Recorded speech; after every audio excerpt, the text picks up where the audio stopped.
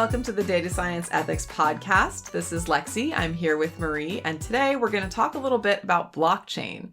This is a fascinating new area that's come up. You've probably heard about it in the news with regard to cryptocurrencies like Bitcoin or Ethereum. Blockchain itself is a technology that I'm really excited about from an ethical standpoint because the idea behind it is that it is a secured way of validating information and verifying its authenticity. Is a tremendous help when you think about some of the things we talked about last time with Deepfake, as well as potentially other uses. Blockchain is a technology that gives people a way to validate information as being accurate by distributing the official ledger of that information. In this system, many computers simultaneously receive the same information so that even if one system gets corrupted or changed, the official ledger is the same. Every part of the blockchain is encrypted with algorithms that allow multiple computers to solve equations that give them access to the ledger. The ledger itself enables the tracking of a lineage of a given object, typically a digital object, and the validation of its provenance. Define provenance. Provenance is a term that's used in the art world, where something originated, who's owned it, what transactions have taken place all throughout its lifetime. So with Stradivarius violins, you know that it was an original Stradivarius that was made back in this time, and it's potentially been owned and played by these people in these opera houses with these performances. Potentially, but it's also used more commonly with pieces of art, like paintings, where you know that something was painted by a given artist. It then became the property of their patron that then got transferred to whomever and so on and so forth. And so when a museum acquires a piece or a collector purchases a piece, they want to see the entire provenance, right? The entire history of that piece of art to make sure that it kind of aligns, that the way that they got it aligns with the history of what's happened to it. And that also helps with validating it and making sure that it isn't a fake or that it isn't a forgery. Exactly. That ties really well with what we're talking about with the CryptoKitties. The team behind it was thinking of a way that art could be produced and also be validated as authentic. Some of you have heard in the past about people that can create forgeries of art. So the idea with CryptoKitties is it's a way to create art that can't be reproduced in that way or can't be faked, in terms of it basically having a system built in so it can have that lineage and have that provenance. Yep. There are some things that blockchain could potentially help solve in the real world. We'll kind of take CryptoKitties and we'll use a similar example and we'll go into the breeding of real world animals.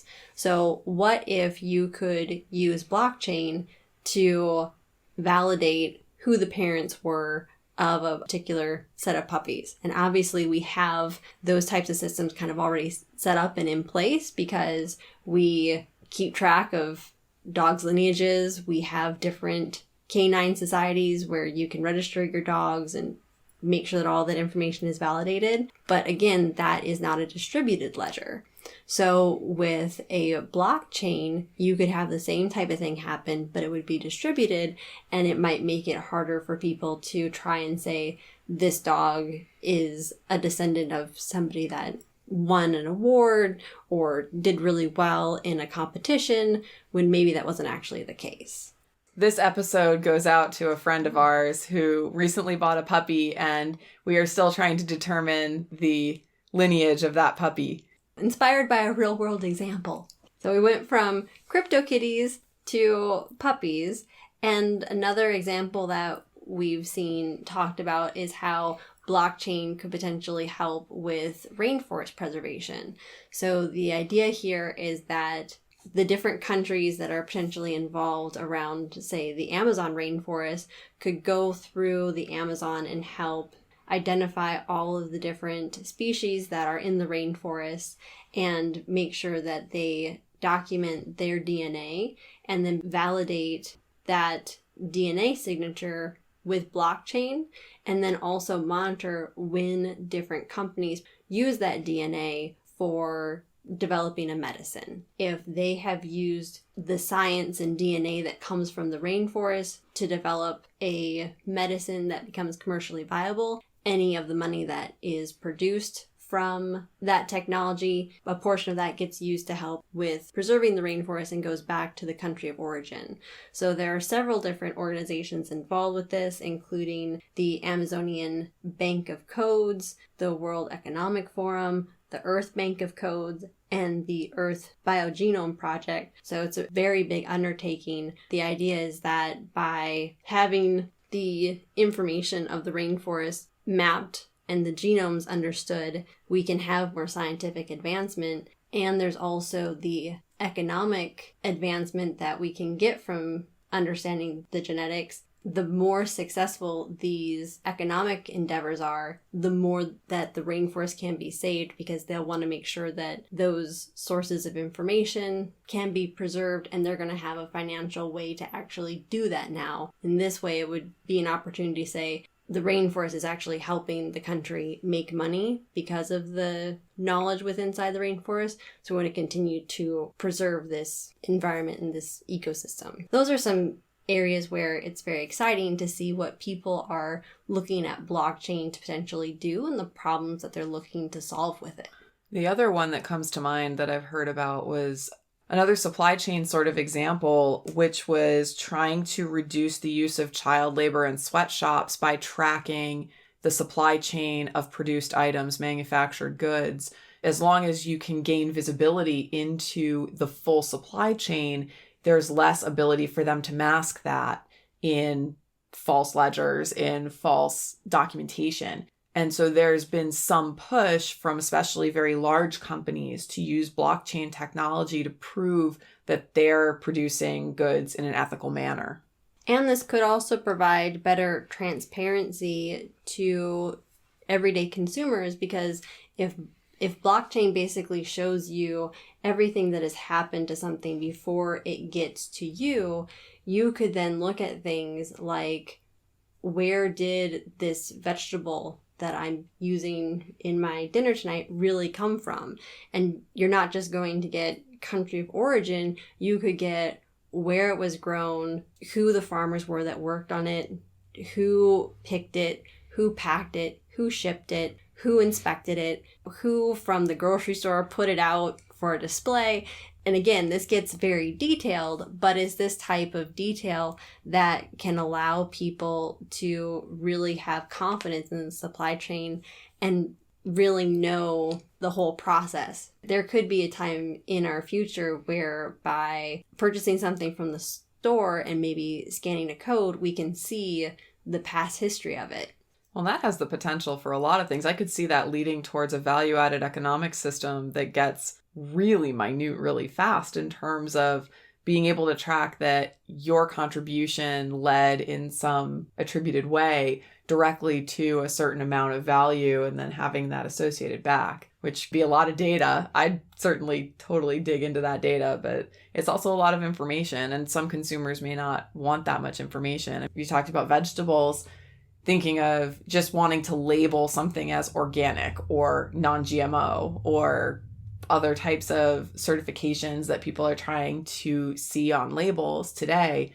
If there were that much more information, you get to a point with information overload where you kind of go, okay, it's cool if you're going to start looking at maybe compensating people for their contribution towards a specific good, but how much of it do I have to know as a consumer? Do I have to really know that this particular person was the one who picked the vegetable, and this particular person was the one who was running the machine that washed it, and then this particular individual was the one, and think about how many things you put in your grocery basket every time you go to the store.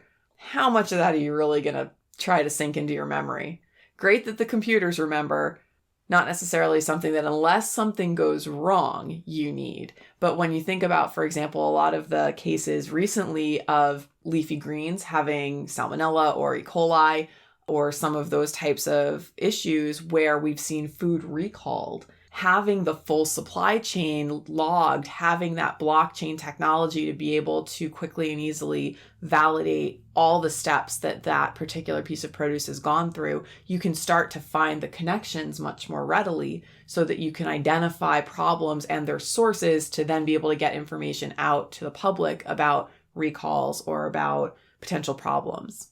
And it could be a type of situation where recalls can be more targeted, because instead of just saying all of the cabbage from California needs to be recalled, you could say, we know that it was these farms, and we know that these farms had their produce go to these grocery stores. If the blockchain had continued, we know that these people are the ones that actually purchased it, so we can call them and say, hey, we're issuing a recall.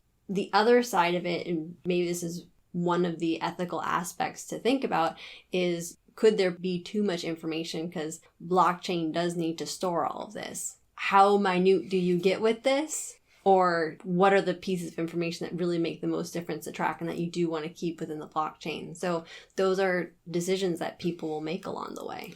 We've seen a lot of growth in the ability to store information. That said, the more information we create, the more we need to store it. And eventually we will start to hit capacities. We're finding new and interesting ways to store data, but there are limits.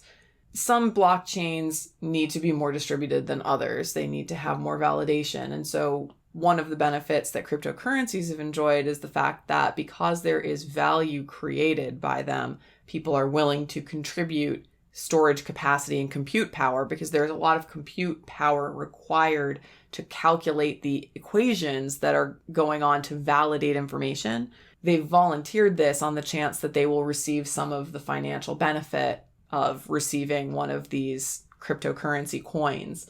There may be some opportunity for business to cooperate with government. So I could envision something like the FDA having a copy. And for anyone who's in the food or pharmaceutical industries, anything that is covered under the FDA's purview, that they would have to send their part of their ledger to the FDA. And so part of the ledger would live there, thereby making it, at least to some degree, not owned by them, more available potentially for the public, or at least for the government, so that if the FDA has to get involved, they can track that.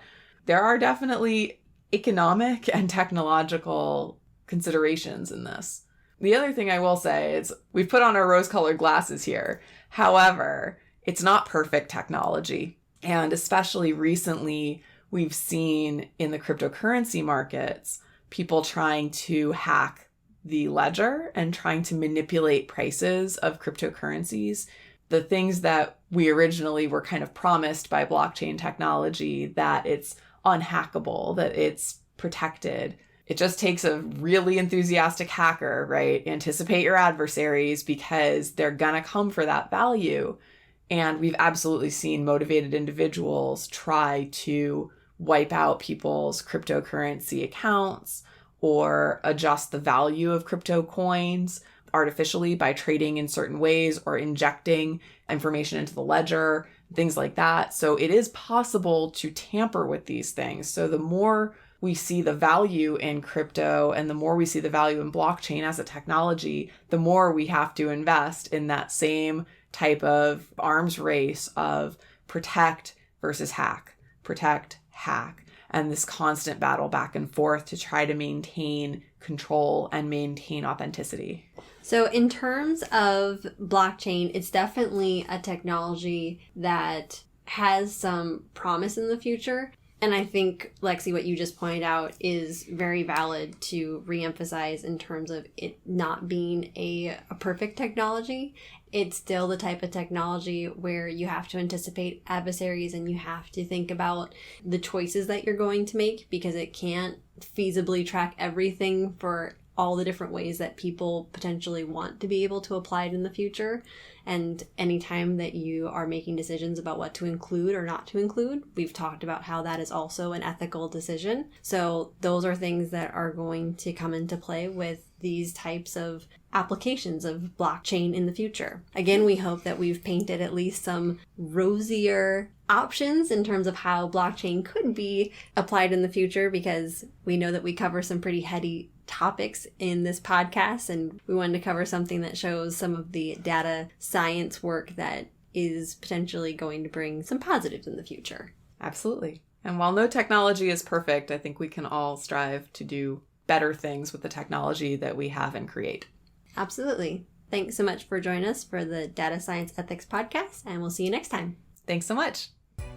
We hope you've enjoyed listening to this episode of the Data Science Ethics Podcast. If you have, please like and subscribe via your favorite podcast app. Join in the conversation at datascienceethics.com or on Facebook and Twitter at DSEthics. See you next time when we discuss model behavior. This podcast is copyright Alexis Casson, all rights reserved. Music for this podcast is by DJ Shaw Money. Find him on SoundCloud or YouTube as DJ Shaw Money Beats.